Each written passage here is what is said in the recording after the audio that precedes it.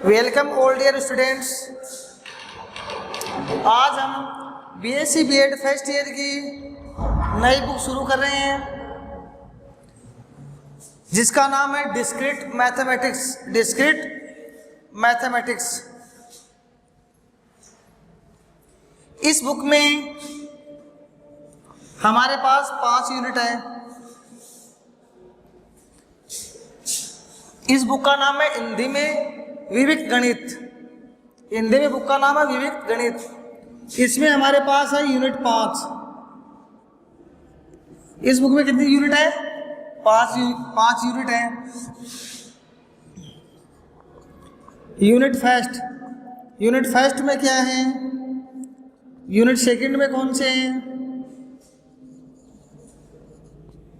Unit third में आपके कौन कौन से चैप्टर हैं?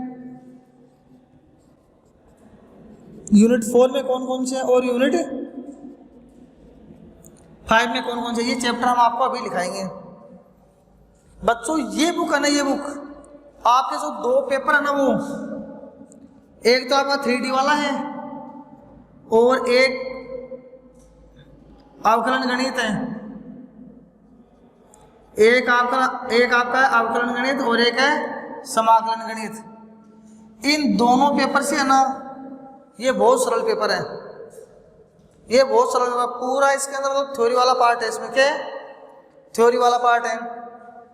अगर इस पेपर में आप 40 में से 30 नंबर भी लेके आते हो, ये पेपर आपके इसमें से आप 40 में 40 नंबर लेके आ सकते हो। बहुत इजी पेपर आपका है ना। इस पेपर से अगर आप 40 में से 30 नंबर भी लेके आते हो और 15 नंबर आप इससे भी लेके आते हो ना, इन दोनों से भी, तो भी आपके पास कितने नंबर हो जाएंगे? 45। और उससे आप क्या हो जाओगे? पास। समझ रहे हो बात मेरी? तो ये अवकलन गणित ये अब आप कर रहे हो ना, तो आपको लग रहा है हाँ ये हो जाएंगे। लेकिन इन पेपरों पर आपको प्रैक्टिस बहुत ज्यादा करनी पड़ेगी। अब इसका मतलब ये नहीं कि आप यही पढ़ोगे, इनको छोड़ दोगे, ये भी नहीं है इसका मतलब। मेरे कहने का मतलब है ये इजी पेपर है। इसमें आपके जितने नंबर आप बना सकोगे ना, तो ज़्यादा से ज़्यादा आपके इसी पेपर में बनेंगे। इनमें भी बन जाएंगे, ये बात नहीं कि इनमें नहीं बनेंगे, इनमें भी बनेंगे। लेकिन बच्चों इन पर आपको करनी होगी मैक्सिमम प्रैक्टिस। क्या करनी होगी? Maximum practice. इनमें जितनी ज़्यादा आप क्वेश्चन सॉल्व करोगे उतना आपको मेथड समझ आएगा। उतना आपको क्या समझ आएगा? मेथड। इसके अंदर चलेगा हमारा थ्योरी का पार्ट ओनली। क्या चलेगा? थ्योरी का पार्ट। ये आपको पता ही है कि जो एक यूनिट होती है उसमें कितने क्वेश्चन आते हैं? 2 क्वेश्चन आते हैं। जैसे पहले क्वेश्चन में ए आ गया और पहले क्वेश्चन में बी आ गया।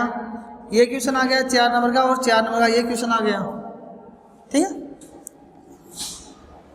दूसरे क्वेश्चन में ए आ गया और दूसरे क्वेश्चन में बी आ गया। 8 नंबर का ये हो गया, 4 का ये आ गया और 4 का ये आ गया। ठीक है। तो इनमें से हमें कितना करना होता है? इनमें से हमें एक ही क्वेश्चन करना होता है। कितना क्वेश्चन करना होता है? एक क्वेश्चन। आपको 10 क्वेश्चन मिलेंगे। कितने क्वेश्चन मिलेंगे? 10 क्वेश्चन। और उनमें से कितने क्वेश्चन करने होंगे आपको? 5 क्वेश्चन। ये 5 क्वेश्चन आप मैथ में जितनी अधिक प्रैक्टिस करोगे ना, तभी इनको कर पाओगे। ऐसे नहीं कि देखने से क्वेश्चन हो जाएंगे, देखने से कुछ नहीं होगा इनमें। तो ये जो बुक है ना आपकी 3D और ये अवकलन गणित आपके साथ साथ चली रही है। इसमें एनालॉग हमारा चल रहा है। तो इसके जो क्वेश्चन है जो हमने पढ़ लिए और जो हम पढ़ रहे हैं, इनके क्वेश्चन पर आपको मैक्सिमम प्रैक्टिस करनी है। ये पेपर आपका कम समय में भी हो जाएगा। तो मतलब एक यूनिट हमारी कितने नंबर की हुई? 8 नंबर। कितनी हुई? 8। तो इसमें 5 यूनिट है, तो 5 को मल्टीप्लाई करेंगे 8 से, तो कितने नंबर हो गए इसके? 40 नंबर हो गए। कितने नंबर हो गए? 40। इसके अंदर बुक कितनी है? एक। कितनी बुक है? एक। जबकि आपके पास 3D में कितनी बुक है? 3। और सेकंड पेपर जो हमारा चल रहा है ना, उसमें कितनी बुक है? 2। इसमें एक ही बुक है और एक ही बुक में 5 यूनिट आपकी। समझ गए? और आपने अगर 11th और 12th में ध्यान से पढ़ा ना थ्योरी वाला पार्ट, तो अब आपको जोर नहीं आएगा इसके अंदर।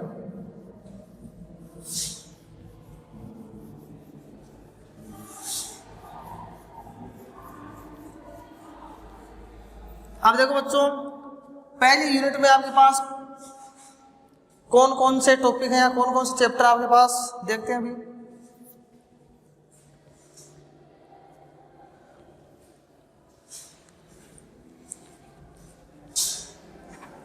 पहली यूनिट में है हमारे पास set and relation. Set and relation,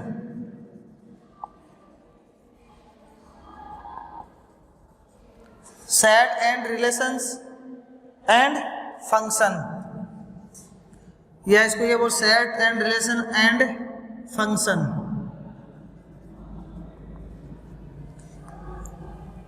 ये आपकी कौन सी यूनिट है? पहली यूनिट। कौन सी यूनिट है? पहली। सेट आपकी 11th क्लास में था, रिलेशन आपकी कौन सी क्लास में था, और फंक्शन ये आपके 11th और 12th में थे दोनों। तो इनका बेसिक आप पढ़ के आ चुके हो, दोबारा रिवाइज करवा देंगे एक बार। यूनिट नंबर 2 में हमारे पास क्या है? Algebraic structure. कौन सी है? Algebraic structure.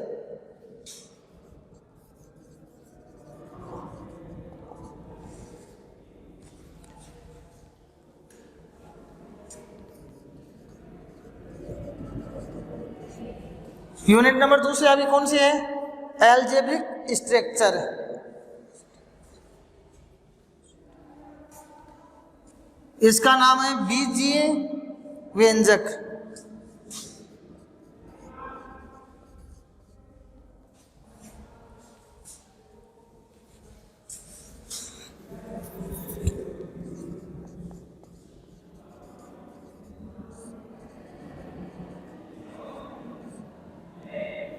बीजीय व्यंजक। यूनिट नंबर 3 में आपके पास क्या है? Numeric function and it's property.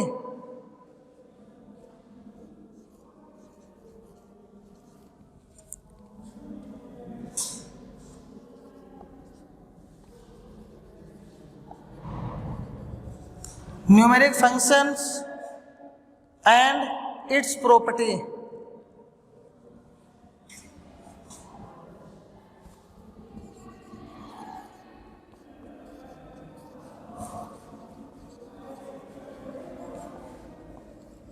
And it's property, ये आपके पास कौन सा है? Unit number 3।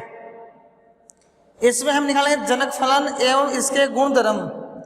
जनक फलन एवं उसके गुणधर्म।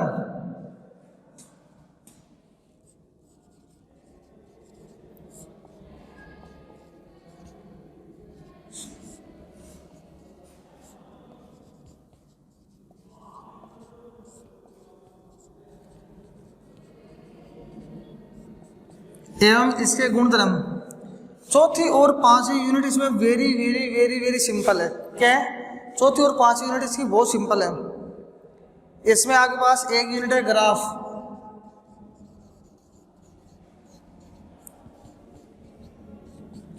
ये आपकी चौथी यूनिट है। पांचवी यूनिट है इसमें ट्रीज।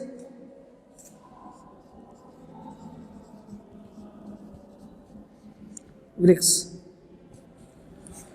ये है इस बुक में पांचवी यूनिट है। पांचवी यूनिट में हमारे पास कौन कौन से चैप्टर हैं ये मैंने आपको बता दिए। उतार लो इसको एक बार।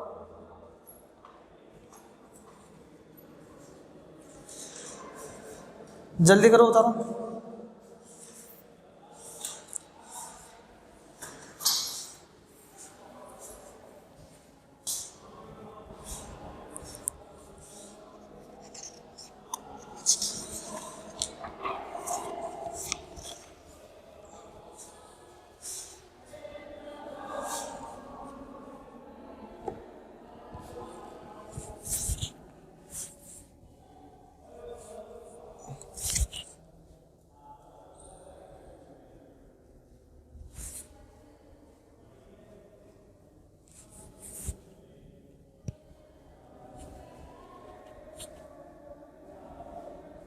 उतार लिया?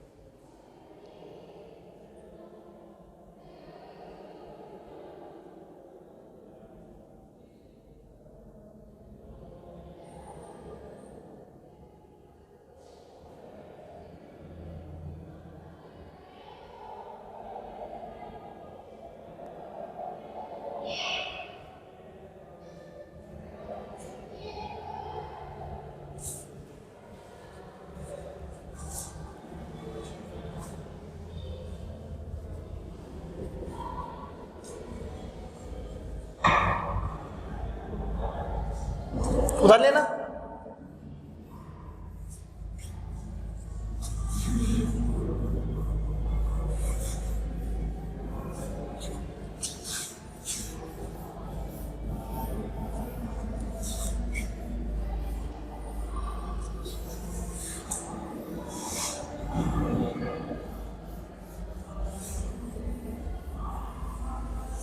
अब देखो बच्चों, इसमें सबसे पहले हम पढ़ेंगे नंबर सिस्टम। क्या पढ़ेंगे? नंबर सिस्टम, संख्या पत्ती।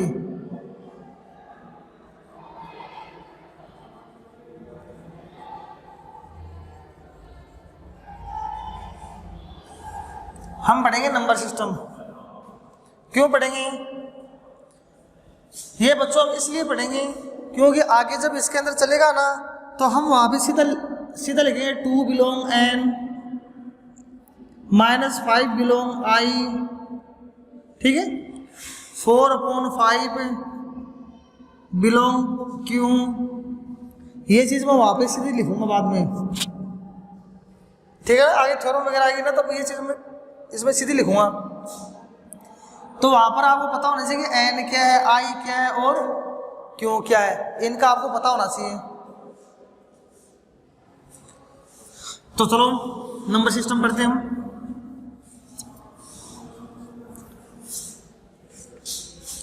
नंबर सिस्टम में देखो सबसे पहले कौन सा नंबर आता है?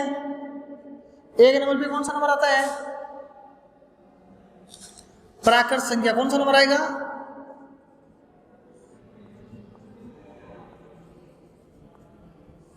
प्राकृत संख्या। इसको हम किससे डिनोट करते हैं? n से। किससे डिनोट करते हैं? n से। क्यों करते हैं?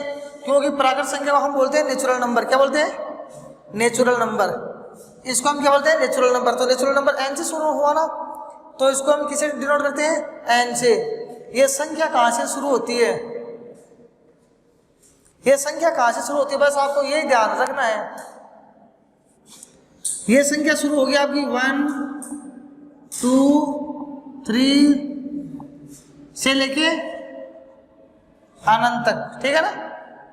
1 2 3 से लेके अनंत तक। बस आप ये शुरू कहां से होती है और इनमें कौन कौन से होती है, ये चीज आपको ध्यान रखनी है। पहली होगी आपकी प्राकृत संख्या, दूसरी होगी पूर्ण संख्या। इसको किससे डिनोट करते हैं? W से। W का मतलब पूर्ण संख्या हम बोलते हैं होल नंबर। क्या बोलते हैं? Whole number.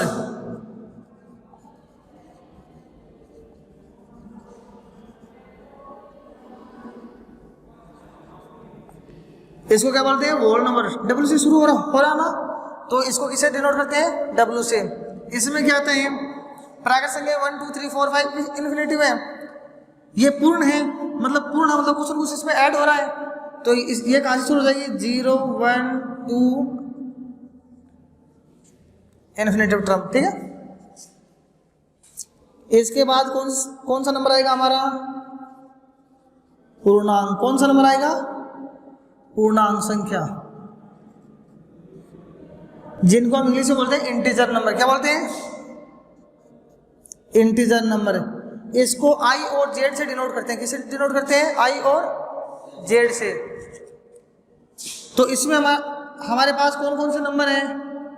आप देखो, ये प्राकृत संख्या है 1 से, ये पूर्ण संख्या है, मतलब पूर्ण मतलब प्राकृत में कुछ ऐड हुआ इसलिए पूर्ण हुई है, तो 0 ऐड हो गया। ये पूर्णांक मतलब पूर्ण से भी ज्यादा अंक है ना, पूर्णांक। तो इसमें क्या आएगा? इसमें आएंगे बच्चों -2, -3, -2, -1, 0, 1, 2, 3 एंड सो ऑन। ठीक है, माइनस इन्फिनिटी से इन्फिनिटी तक। ठीक है ना, माइनस इन्फिनिटी से क्या आएगा?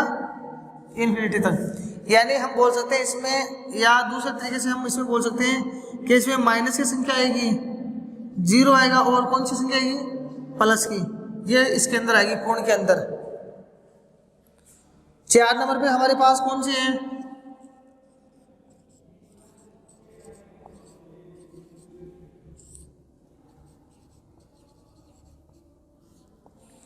चार नंबर पर हमारे पास है परिमेय संख्या, रेशनल नंबर। क्या? परिमेय संख्या, रेशनल नंबर।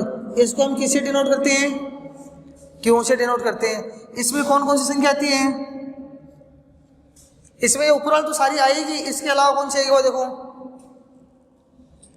परिमेय संख्या वो संख्या होती है जिसको हम P बटा Q के रूप में लिखते हैं, where Q not equal to 0, where Q not equal to 0। और हम यहाँ पे लिखेंगे वेयर P और Q किसमें बिलोंग कर रहे हैं? I में। यानी P और Q किसके अंदर है? या हम बोल सकते हैं P और Q पूर्णांक संख्या है। क्या है? पूर्णांक। मतलब इसको हम प्लस में भी ले सकते हैं और माइनस में भी ले सकते हैं। ठीक, पहली डेफिनेशन। दूसरी डेफिनेशन इनकी ये है कि P और Q का एस शेप कितना होना चाहिए? 1। कितना होना चाहिए? 1। P और Q का एस शेप कितना होना चाहिए? 1 होना चाहिए। तो इसके अंदर कौन सी संख्या आएगी? जैसे 3/2, -4/3, 2/3। क्यों? ये P बटा Q के रूप में है ना, 0/2 और 3/0। ये संख्या आएगी। ये संख्या आएगी क्या इसमें? है? ये नहीं आएगी। क्यों नहीं आएगी ये? क्योंकि आप बताओगे कि भाई Q बराबर 0 नहीं ले सकते, इसलिए ये नहीं आएगी। लेकिन Q नहीं ले सकते, Q बराबर 0 क्यों नहीं ले सकते? P बराबर 0 ले सकते हैं, तो Q बराबर क्यों नहीं ले सकते? हाँ बताओ।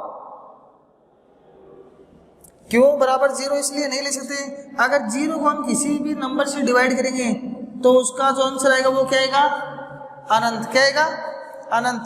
लेकिन अनंत तो कोई संख्या होती नहीं है, नहीं होती ना अनंत। अनंत कोई संख्या थोड़ी होती है। इसका मान क्या आएगा? अनंत। या हम बोलते हैं अपरिभाषित, जिसको हम परिभाषित नहीं कर सकते। इसीलिए हम Q बराबर क्या नहीं लेते हैं? 0 नहीं लेते हैं। ठीक है, और देखो अब ये बताओ, -2, 4, 6 ये भी संख्या परिमेय संख्या है या नहीं है? ये बताओ आप, ये संख्या परिमेय संख्या है या नहीं? बोलो, बताओ, है क्या? ये भी परिमेय संख्या है। क्यों है? क्योंकि इनके नीचे देखो 1 लगा सकते हैं हम, नीचे 1 लगा सकते हैं ना, तो ये भी P बटा Q के रूप में हो गई। ठीक है, यहां तक समझ आ गया आपको? उतारो इसको एक बार। चलो एक बार रुको, यहाँ पे अपरिमेय और लिख देते हैं।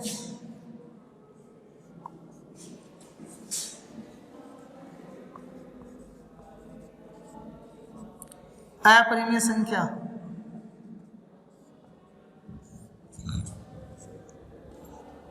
इसको हम लिखते हैं Q कॉम्प्लीमेंट। क्यों कॉम्प्लीमेंट? क्यों कॉम्प्लीमेंट का मतलब है Q के अलावा, उसके अलावा जो बचती है ना, वो संख्या कौन सी होती है? अपरिमेय संख्या। इंग्लिश में बोलते हैं उसको इरेशनल नंबर। क्या बोलते हैं? Irrational number. अब परिमेय संख्या कौन सी होती है? परिमेय संख्या वही होती है जिसको हम P बटा Q के रूप में नहीं लिख सकते, जिसको हम P बटा Q के रूप में नहीं लिख सकते, वो संख्या कौन सी होती है? अपरिमेय संख्या। अब आप बोलोगे सर ऐसी संख्या कौन सी है, जैसे √2, √3, √7, एक्सपोनेंशियल, पाई।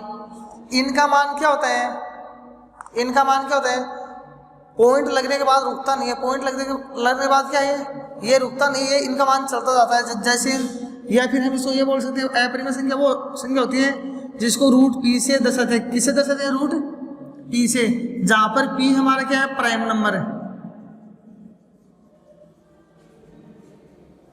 जहां पर p आपका क्या है, प्राइम नंबर। प्राइम नंबर कौन सा होता है,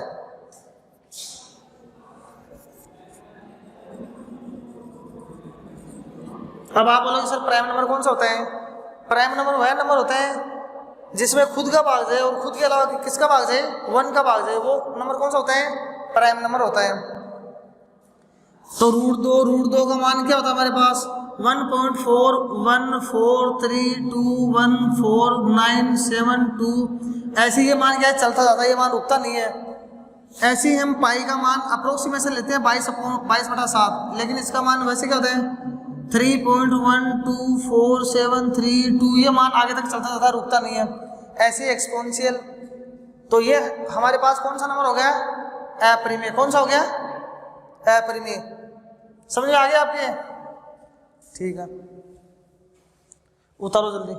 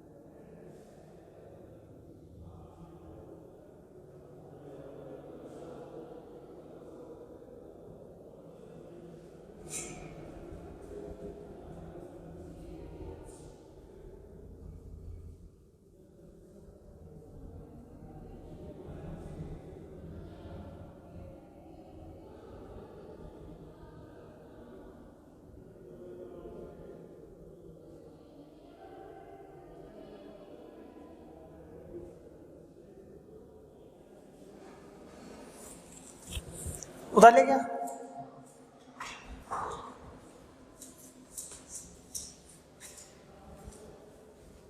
अब देखो इसके बाद में कौन सी संख्या आती है, इसके बाद में आती है हमारे पास वास्तविक संख्या, रियल नंबर।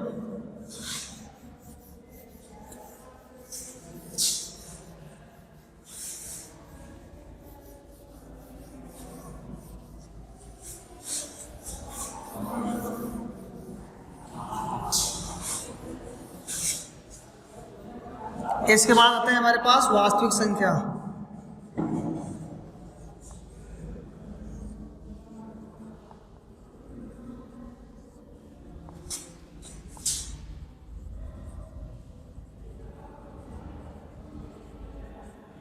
रियल नंबर, ये कौन सी संख्या होती है?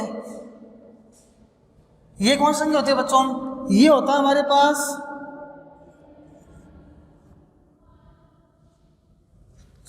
परिमेय संख्या और अपरिमेय संख्या। परिमेय संख्या और अपरिमेय संख्या का योग क्या होता है हमारे पास? रियल संख्या। परिमेय संख्या और अपरिमेय संख्या का योग हमारे पास क्या होता है? रियल संख्या। आप कभी मार्केट में गए होंगे तो आपको जो प्रोडक्ट है उनके ऊपर ऐसे बारकोड मिलता होगा, ऐसे मिलता है कैसे? अरे जैसे कोई बड़े आप मार्केट में जाते हो तो उसमें जो वो लोग क्या करते हैं, जैसे आपने कोलगेट लिया, कोई और कुछ सामान खरीदा तो वो सीधा उसको क्या करते हैं, स्कैन करते हैं और उसमें सीधा कंप्यूटर में क्या बनता है, उसका बिल बनता है। या फिर आप जो बुक वगैरह लेके आते हो ना, इनके पीछे भी देखो आपको ऐसा बारकोड मिलेगा लाइन वाला, जैसे ऐसे ऐसा कुछ ऐसा मिलेगा। तो इनमें सारों में इनमें क्या आते हैं? Real number. इनमें क्या आते हैं? Real number. अब आप बोलोगे सर हमारे समझ में नहीं आया क्या होता है रियल नंबर। रियल नंबर में बच्चों सारे नंबर आते हैं, जैसे ऊपर वाले तो सारे नंबर ही हैं, फिर मानो कोई बट्टा का नंबर हुआ, या जैसे 2.1 हुआ, 2.001 हुआ, 2.002 हुआ, मतलब ये सारे नंबर आते हैं इसके अंदर। इसके बाद में कौन सा नंबर है? इसके बाद में आता है हमारा कॉम्प्लेक्स नंबर। कौन सा नंबर आता है? Complex number.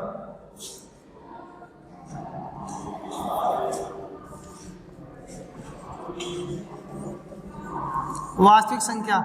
इसके बाद है हमारा कॉम्प्लेक्स नंबर।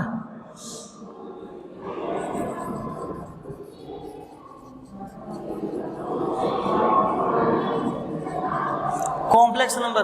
कॉम्प्लेक्स नंबर में कौन कौन से नंबर आएंगे? समिश्र संख्या, इसको हम बोलते हैं समिश्र संख्या।